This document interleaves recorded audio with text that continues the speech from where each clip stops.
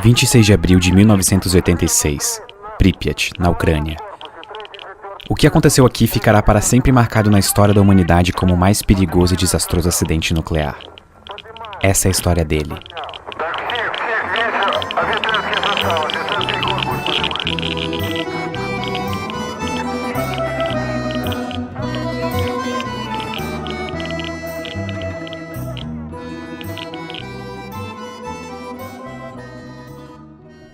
Em 1970, a usina nuclear Vladimir Ilyich Lenin, popularmente conhecida como Chernobyl, começou a ser construída.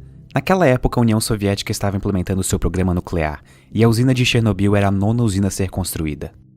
As primeiras usinas nucleares foram feitas no final da Segunda Guerra Mundial, mas elas eram usinas de testes e pesquisas científicas. Elas não eram ligadas à rede elétrica, ou seja, elas não geravam energia para casas, apartamentos e indústrias de civis. Uma coisa importante é que logo após a Segunda Guerra Mundial, a palavra nuclear trazia com ela a imagem das bombas atômicas que foram usadas no final da guerra. E por consequência, a Guerra Fria entre os Estados Unidos e a União Soviética tornava o medo de um possível ataque nuclear uma ameaça constante.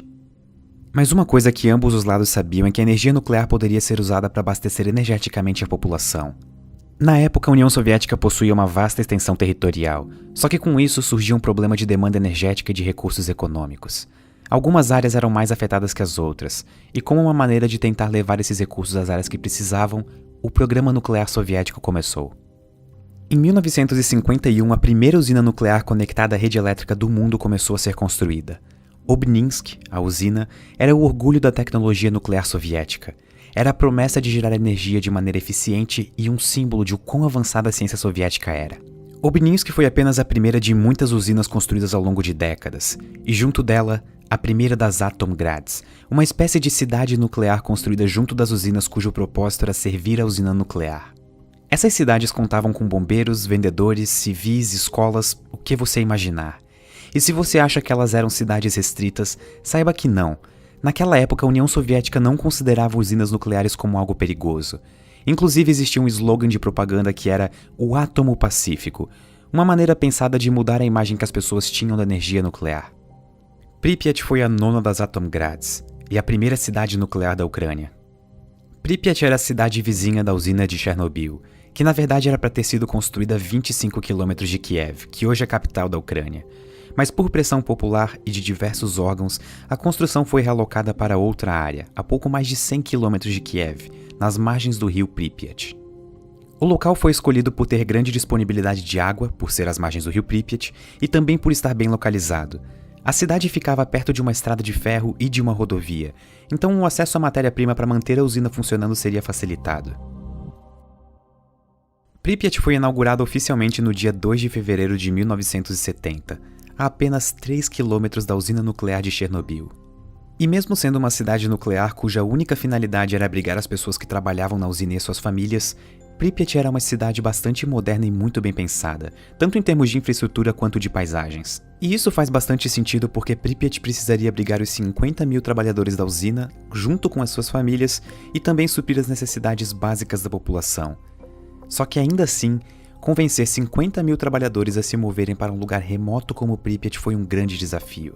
É por isso que a maior parte dos trabalhadores veio direto da universidade. Por conta disso, a média de idade da população era de 26 anos, o que fazia de Pripyat uma das cidades mais jovens da União Soviética. Estima-se que todos os anos cerca de 1000 bebês nasciam na cidade, e quando eu falei que ela tinha uma estrutura surpreendente, é porque ela realmente tinha. Pripyat tinha jardim de infância, escolas de ensino fundamental e médio para quase 10 mil alunos, um hospital com capacidade para 410 pacientes, 35 parques, um cinema, estádios de esportes, academias e muitas outras coisas. De fato, Pripyat chegou a abrigar 49.360 pessoas quando o acidente aconteceu.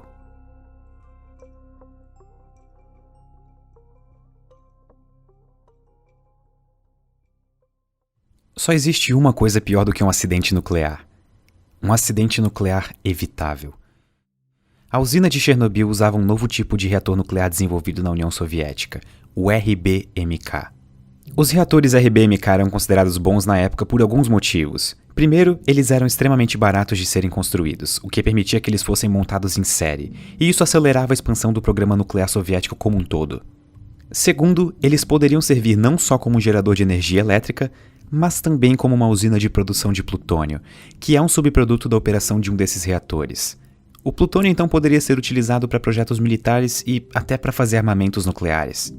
Sendo eficiente financeiramente, possível de construir vários rapidamente e ainda usar como matéria-prima para armamentos nucleares no meio da Guerra Fria, fizeram dos RBMKs os reatores escolhidos pelo programa nuclear soviético. Mas eles tinham alguns problemas. Pensem em usinas nucleares como grandes máquinas a vapor. O funcionamento básico de uma é o seguinte: você tem o núcleo do reator, que é composto pelo combustível nuclear. Geralmente é urânio, como no caso de Chernobyl. O urânio, quando decai, gera energia como um subproduto, e é essa energia que queremos aproveitar. Nós fazemos isso colocando um cano de água perto do combustível. A energia liberada pelo decaimento do urânio aquece a água, que então entra em ebulição e vira vapor. E esse vapor é canalizado até uma turbina e faz ela girar. É aí que a energia elétrica surge. Você pode então canalizar esse vapor, resfriar ele até ele voltar a ser água líquida e repetir todo o processo. Enquanto o urânio no núcleo do reator estiver fissionando, ele vai continuar aquecendo a água, e é esse processo que aproveitamos para gerar energia com usinas nucleares. Na sua essência, a diferença entre usinas nucleares e usinas termoelétricas de carvão, por exemplo, é que ao invés de queimar carvão para gerar energia, você está usando o decaimento dos átomos de urânio. Mas um detalhe importante que torna muito mais complexo operar uma usina nuclear é a necessidade de um moderador e hastes de controle. Se você quer gerar energia elétrica para um país, não faz sentido você deixar que o urânio decaia todo de uma vez, ou então fazer com que ele nunca decaia e a água nunca vire vapor. Para isso, você adiciona um moderador, que no caso de Chernobyl era grafite. A função do moderador é simples, mas extremamente importante. Os nêutrons liberados no decaimento radioativo do urânio possuem velocidades altíssimas. Para garantir que a reação em cadeia da fissão do urânio continue por bastante tempo, você precisa desacelerar esses nêutrons para eles terem mais chance de serem absorvidos por outros átomos de urânio, e com isso, continuar a reação em cadeia. É importante notar que a diferença operacional de uma bomba nuclear de fissão e uma usina nuclear é que na bomba você quer que todo o combustível nuclear decaia rapidamente e libere a maior quantidade de energia no menor tempo possível. Para isso, você precisa de um combustível extremamente enriquecido e puro. Só que em uma usina nuclear, você quer que esse decaimento seja constante e ao longo de muito tempo, para continuar gerando energia pelo maior tempo possível. Só que a parte complexa é que átomos de urânio não vêm com botões de liga e desliga. Eles sempre vão estar decaindo, não importa o que você faça. E em um reator nuclear, isso pode ser um problema caso a reação aconteça mais rápido do que deveria. É por isso que existe outro componente no reator, as hastes de controle. A função delas é absorver os nêutrons para controlar as reações em cadeia. Um reator nuclear é uma delicada dança entre diversos componentes. Tudo tem que ser contabilizado e se você perde o controle do decaimento dos átomos de urânio, você tem problemas. Mas, se tudo isso for feito de maneira correta, você tem uma usina nuclear que funciona com um altíssimo nível de segurança e baixíssima probabilidade de acontecer um acidente. Mas infelizmente esse não era o caso dos reatores RBMK. O próprio design deles favorecia várias situações que reduziam a segurança e integridade dos reatores. Como nós vimos antes, os reatores soviéticos usavam água para resfriar o núcleo, mas eles também utilizavam grafite como um moderador. E isso é peculiar, porque a água já é tanto um moderador de nêutrons quanto um absorvedor. O fato de os reatores RBMK possuírem grafite como moderador criava uma situação perigosa, o coeficiente de vazio positivo. Basicamente, todo reator que usa água para ser resfriado possui uma quantidade de vapor dentro dele. Uma das razões pela qual isso acontece é porque a água é aquecida e gera bolhas de vapor. A razão entre o líquido e o vapor em um reator é chamada de fração de vazio. E essa fração, por sua vez, pode ser positiva ou negativa. Uma grande parte dos reatores nucleares do mundo utilizam água tanto para resfriar os reatores quanto para moderar os nêutrons. E a água é um elemento especial, porque além de moderar os nêutrons, ela também absorve eles. E isso gera um coeficiente de vazio baixo ou negativo. Esse caso é bastante seguro, e o motivo disso é bem simples. Nos reatores que usam água, ela está fazendo 3 funções ao mesmo tempo: absorvendo nêutrons, moderando nêutrons e resfriando o núcleo. A consequência disso é que se por algum motivo você tira a água do reator, ele para. Sim, você perde a única coisa que estava absorvendo os nêutrons e segurando a sua reação, Mas você também perde a única coisa que estava moderando os nêutrons e fazendo a reação acontecer. Isso é seguro. Só que no caso dos reatores RBMK, grafite era usado como moderador. Então, além da água que já faz o papel de moderador, você tinha grafite desempenhando esse papel. E isso pode ser perigoso. Em um reator como o de Chernobyl, se você por algum motivo fica sem água, você perde o que estava absorvendo os nêutrons. Mas o moderador de grafite ainda está lá, então a reatividade aumenta e você perde o controle da reação. Com essas e outras falhas de segurança, um acidente nuclear em Chernobyl ou em qualquer outro reator RBMK russo era não só uma possibilidade, mas uma questão de tempo.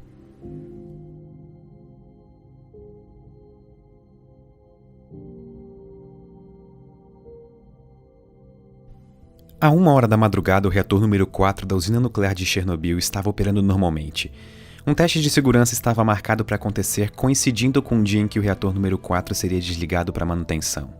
A intenção do teste era verificar como o reator operaria em uma situação de emergência. A situação era o seguinte: reatores RBMK precisam de água para serem resfriados. No caso do reator número 4, 28.000 litros por hora.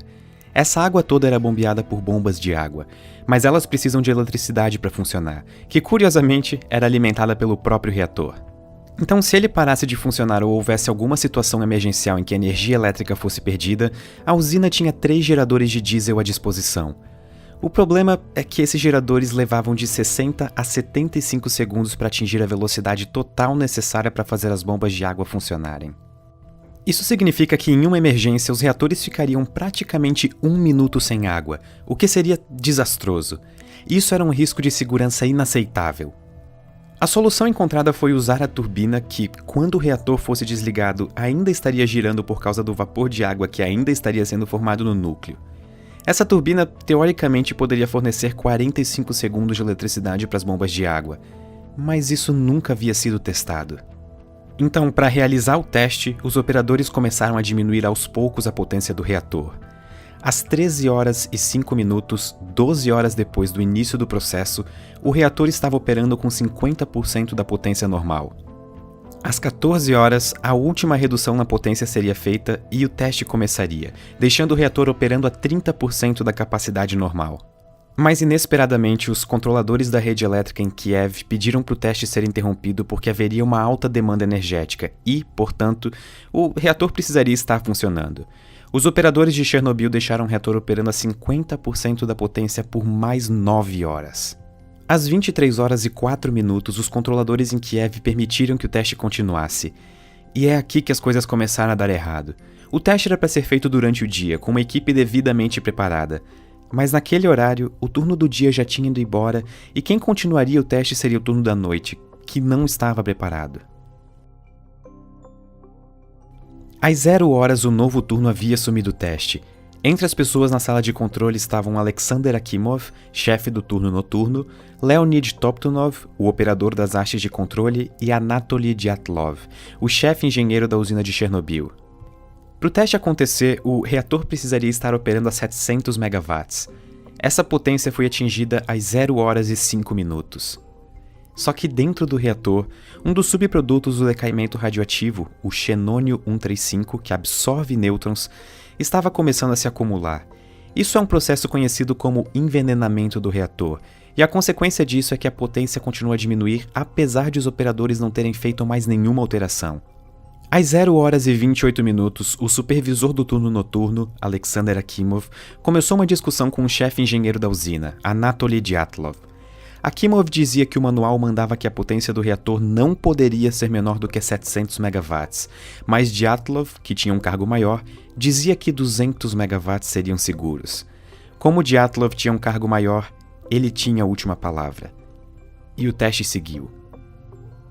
A potência do reator continuou a cair por causa do envenenamento de xenônio, quase chegando na potência para desativar o reator. Quando ela chegou em 5% do mínimo necessário para realizar o teste, os operadores da sala de controle decidiram tirar a maioria das hastes de controle para fazer a potência aumentar. O reator estava cada vez mais instável. Apesar de eles terem conseguido novamente atingir a potência de 200 MW, o envenenamento por xenônio estava cada vez maior. À 1h21 da manhã, um dos trabalhadores que estava próximo ao reator notou que a tampa das hastes de controle estavam pulando sem parar em cima do reator. Detalhe: cada uma dessas tampas pesava 350 kg. Com quase todas das 211 hastes de controle removidas do núcleo do reator, o teste começou à 1 da manhã, 23 minutos e 4 segundos. Nesse ponto, todas as bombas de água que resfriavam o reator estavam funcionando com pouca energia. Isso diminuiu a quantidade de água que conseguia chegar no sistema. E é aqui que entra o coeficiente de vazio positivo. Bolhas de vapor começaram a se formar na água que deveria resfriar o núcleo. O vapor, diferente da água líquida, quase não consegue absorver nêutrons. A reação estava completamente descontrolada. Conforme mais e mais água ia se transformando em vapor, o único elemento que absorvia nêutrons havia sido tirado do sistema, já que quase todas as hastes de controle estavam fora do núcleo naquele momento. A única coisa que restava eram os moderadores de grafite, que faziam a reação ocorrer mais rapidamente.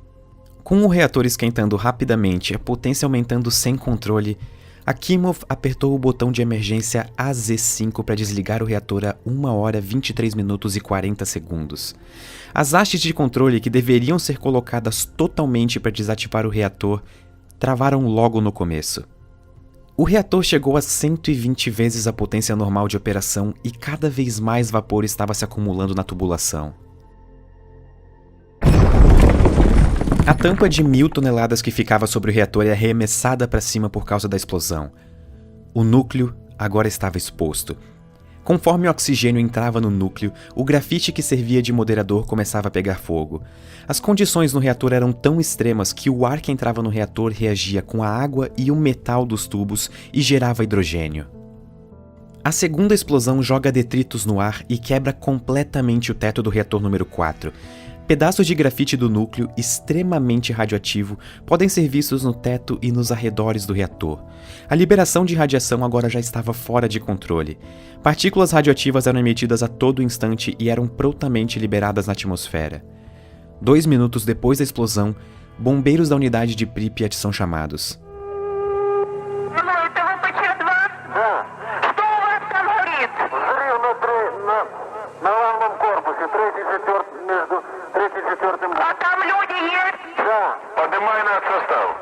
Um dos primeiros bombeiros a chegar no local foi Vassily Ignatenko. De acordo com a sua esposa, Lyudmila Ignatenko, os bombeiros foram chamados sem saber exatamente qual era o tipo do acidente que havia acontecido na usina. Sem nenhum tipo de proteção especial, muitos dos bombeiros lutavam bravamente contra o fogo, muitas vezes chutando blocos de grafite extremamente radioativos que estavam espalhados pelo chão ao redor da usina. Aproximadamente às 6h35 da manhã do dia 26, os focos de incêndio já estavam controlados, com exceção do reator 4, que continuaria pegando fogo por vários dias. Nesse ponto, pelo menos 186 bombeiros haviam sido chamados. Ainda pela manhã, os bombeiros foram levados ao hospital local de Pripyat, com sintomas de síndrome aguda da radiação. Mesmo sendo uma cidade cujo propósito era servir a usina de Chernobyl, Pripyat não tinha como atender a todos aqueles bombeiros e pessoas. As roupas que eles usaram estavam contaminadas e emitiam grandes doses de radiação. Elas foram tiradas e jogadas no subsolo do hospital, e elas continuam radioativas até hoje. Durante a noite, eles foram levados para o Hospital número 6 em Moscou, um hospital especializado em radiologia. Radiação é invisível, não tem gosto, não tem cheiro e não emite som. Os bombeiros e operadores da usina logo começaram a apresentar sintomas como vômito, náusea e, em alguns casos, confusão mental. Dependendo da dose de radiação absorvida pela pessoa, esses sintomas podem aparecer após horas ou dias. No caso de alguns bombeiros e operadores de Chernobyl, isso aconteceu em minutos. O problema acontece por causa da radiação ionizante. Ela consegue tirar elétrons dos átomos, e uma das consequências disso é a alteração do DNA das células. Como resultado, elas não conseguem mais funcionar corretamente. As proteínas necessárias para o funcionamento das suas células param de ser sintetizadas. As células que compõem o seu corpo começam a morrer. A Lyudmila Ignatenko conta que, ao chegar no hospital número 6 em Moscou, ela ficou surpresa com a condição do marido, Vassily Ignatenko. Ele parecia estar bem, como se até estivesse melhorando e saudável. Mas infelizmente, ele e os outros bombeiros estavam na fase latente da síndrome aguda da radiação. Apesar de parecerem estar melhorando, dentro dos seus corpos as células da medula óssea estavam morrendo.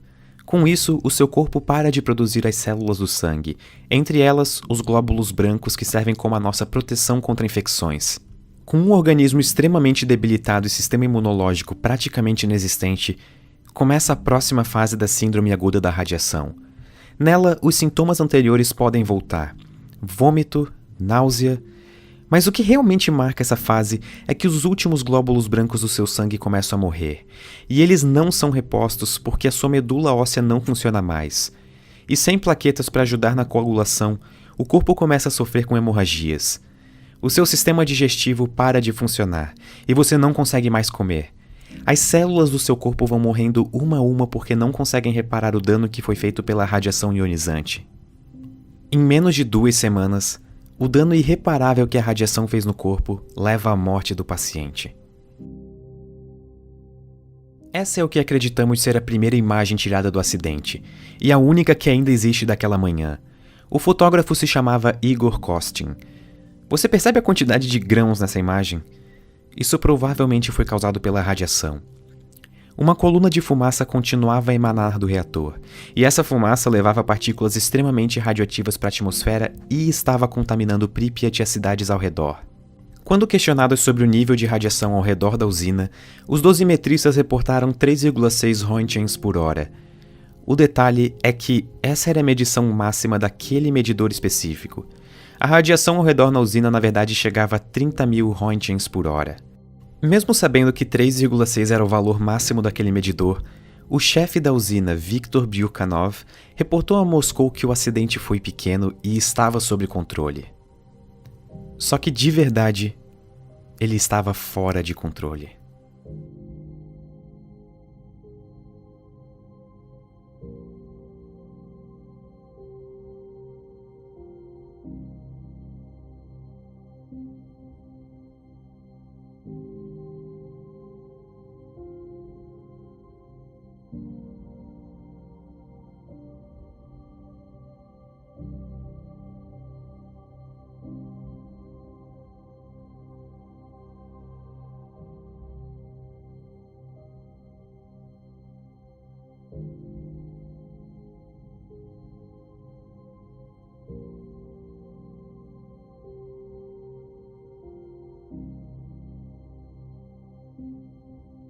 De acordo com as notas pessoais escritas por Nikolai Karpan, um dos homens que trabalhou na contenção do acidente, ainda na manhã do dia 26 as autoridades soviéticas já sabiam da dosagem de radiação na cidade e já poderiam ter evacuado a população.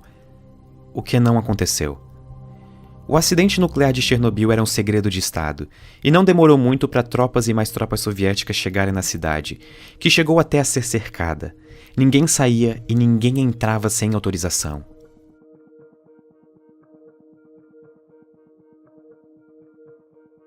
A evacuação só começou na tarde do dia 27 de abril, depois de as autoridades soviéticas não falarem nada para os residentes de Pripyat por praticamente 36 horas. Os habitantes de Pripyat foram instruídos a levarem apenas itens pessoais, já que a evacuação supostamente seria por apenas 2 ou 3 dias. Mais de 1.200 ônibus foram utilizados para evacuar algo entre 40 e 45 mil pessoas que estavam na cidade. Elas não sabiam, mas nunca mais voltariam para casa.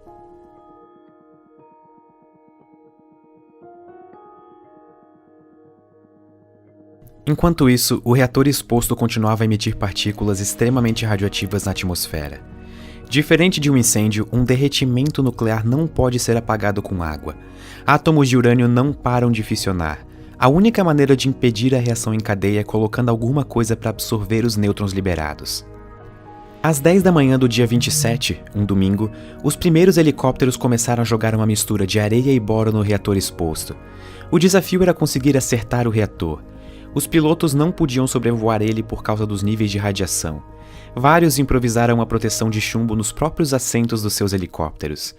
E no decorrer de 5 dias, 5.000 toneladas foram jogadas no núcleo.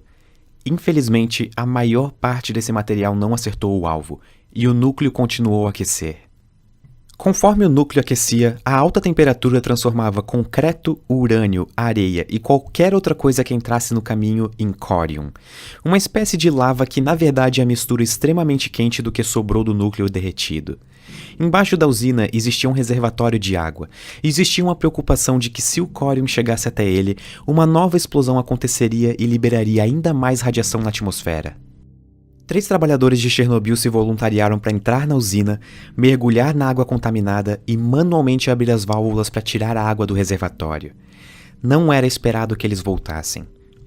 A missão foi um sucesso e eles conseguiram encontrar a válvula. Os riscos subsequentes de mais uma explosão foram eliminados por esses 3 indivíduos.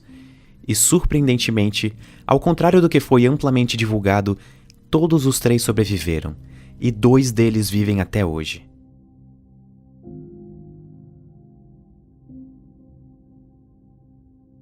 Com o perigo imediato de novas explosões eliminado, ainda restava um problema: o núcleo do reator. O teto do reator número 4 foi destruído com a explosão, e por isso o núcleo ainda estava exposto, continuando a contaminar as redondezas. Para acabar de vez com esse problema, uma solução prévia foi pensada: construir uma estrutura, uma espécie de sarcófago, que selaria o reator do ambiente ao redor. Mas para começar a construção, os arredores do reator ainda precisavam ser limpos para ficarem mais seguros para os trabalhadores. A explosão colocou aproximadamente 100 toneladas de detritos radioativos no teto da usina. A única maneira de tornar possível a construção do sarcófago seria limpando esses detritos antes. No começo, as autoridades soviéticas tentaram usar robôs para limpeza. Um deles era uma versão modificada dos robôs do programa espacial soviético, construídos para serem operados na Lua. Em um momento, até um robô especial alemão chegou a ser utilizado. Mas tinha um problema: os robôs paravam de funcionar por causa da radiação. Ou a radiação acabava com os circuitos eletrônicos dos robôs, ou eles ficavam presos nos destroços. Era uma situação delicada. Em um estágio do processo, chegou-se à conclusão de que os melhores robôs que existiam eram seres humanos. Os chamados biorobôs. Pessoas tiveram que fazer o trabalho que nem robôs conseguiam fazer. Eles faziam parte de um grupo conhecido como liquidadores, cuja função era ajudar na contenção e recuperação das áreas afetadas pelo acidente. Vestidos com roupas especiais, eles usavam pás e só podiam ficar de 40 a 60 segundos no telhado do reator removendo destroços. No final desse intervalo, eles eram pagos e enviados para casa. No final do processo de limpeza dos telhados, apenas 10% foi feito por robôs. 90% dos destroços foram retirados por seres humanos. Ao todo foram necessárias quase 5.000 pessoas para o serviço. Os trabalhadores receberam, em média, 5 vezes a dose de radiação que uma pessoa recebe em um ano nesses 40 segundos no telhado. E foram eles que permitiram o início da construção do sarcófago. Enquanto o sarcófago era construído, um dos maiores feitos de engenharia do século, helicópteros dispersavam pelas áreas afetadas uma solução cujo propósito era fixar as partículas radioativas no solo. Esse solo seria cavado e colocado em outros lugares, descontaminando a região. Todas as estruturas da cidade, incluindo prédio, ruas e o próprio chão, tiveram que ser descontaminados.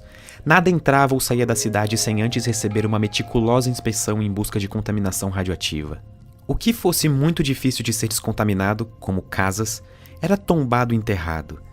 Mais de 600.000 pessoas trabalharam ao longo dos meses seguintes ao acidente na descontaminação das áreas afetadas. Todos os veículos, incluindo helicópteros e tratores, ou foram enterrados ou permanecem em um pátio abandonados. Eles nunca poderão sair da cidade, embora vários deles ainda funcionem, por causa das partes extremamente radioativas. Eles estão contaminados. Dizem que em uma guerra são os vencedores que escrevem a história. Só que no caso de Chernobyl, não existem vencedores para escrever essa história. O mundo inteiro perdeu. Antes uma cidade que abrigava 50.000 pessoas, hoje Pripyat é uma amarga lembrança de um dos episódios mais desastrosos da história. Uma cidade completamente abandonada, em que muitos dos locais estão exatamente como foram deixados no dia 27 de abril de 1986. É difícil de estimar exatamente o número de casualidades decorrentes do acidente. O número oficial divulgado pelas autoridades soviéticas é 31, e esse número é mantido desde 1986. Mas esse número só engloba os trabalhadores e bombeiros que pereceram diretamente como decorrência do acidente. Embora seja difícil de contabilizar as pessoas afetadas no longo prazo, algumas estimativas colocam esse número na casa dos 4.000. Outras, organizadas por grupos de sobreviventes, instituições científicas e ambientais, sobem esse número para 93.000. Mas essa não é a única consequência do acidente. Existe um país pequeno chamado Bielorrússia, com uma população de 10 milhões de pessoas. Como resultado do acidente, o país perdeu 485 vilas e assentamentos. Durante a Segunda Guerra Mundial, o país perdeu 1 de cada 4 habitantes. Hoje, 1 em cada 5 bielorrussos vivem em terras contaminadas. Uma zona imensa foi interditada e continua interditada até hoje. Ela é chamada de Zona de Exclusão de Chernobyl e compreende aproximadamente 2.600 km². Mas, surpreendentemente, Chernobyl não é uma história só sobre energia nuclear. Chernobyl também é uma história política e de engenharia, e também das pessoas que mais sofreram e ainda sofrem com o acidente. Usinas nucleares não são simples, e a segurança deve ser máxima e sempre priorizada, diferente do que era feito na usina de Chernobyl e nos reatores RBMK russos. Pripyat é um testemunho perpétuo do preço que se paga quando não fazemos nada disso direito.